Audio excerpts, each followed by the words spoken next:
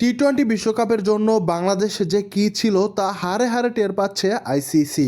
যদি বাংলাদেশ টি-টোয়েন্টি বিশ্বকাপ খেলতো তাহলে তাদের প্রথম ম্যাচ পড়তো ওয়েস্ট ইন্ডিজের বিপক্ষে ইডেন গার্ডেনে, এবং ইডেন গার্ডেনের লোক ধরার ক্ষমতা প্রায় 1 লক্ষর উপরে।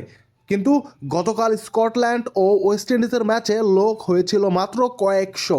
এতে করে বুঝতে পারছেন আইসিসির ক্ষতির পরিমাণ কত। বলা হচ্ছে আইসিসির ক্ষতির পরিমাণ হয়ে দাঁড়াবে $6,000 মিলিয়নেরও উপরে। অনেকটা অন্যায় করেই বাংলাদেশকে আইসিসি টি-টোয়েন্টি বিশ্বকাপ থেকে বাদ দিয়ে দিয়েছে, এবং সেই অন্যায়ের ফল ভোগ করছে আইসিসি ও ভারত।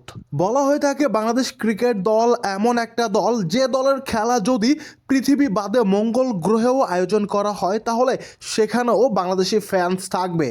সেটা হয়তোবা ভুলে গিয়েছিল আইসিসি, বিশেষ করে জয় সাহা, যার কারণে বাংলাদেশকে বিশ্বকাপ থেকে বাদ দিয়েছে এবং তার ফল হারে হারে টের পাচ্ছে। বাংলাদেশের পরিবর্তে সুযোগ পাওয়া স্কটল্যান্ড তাদের প্রথম ম্যাচে ওয়েস্ট ইন্ডিজের কাছে হারায় হেরেছে। তার উপরে দর্শক শূন্য স্টেডিয়ামে খেলাটা কেমন জমবে আশা করি আপনারা বুঝতে পারছেন। আপনাদের কি মনে হয়, স্কটল্যান্ড কি একটা ম্যাচও জিততে পারবে? কমেন্টে মতামত দেখতে চাই। Rabiul Hasan, the round.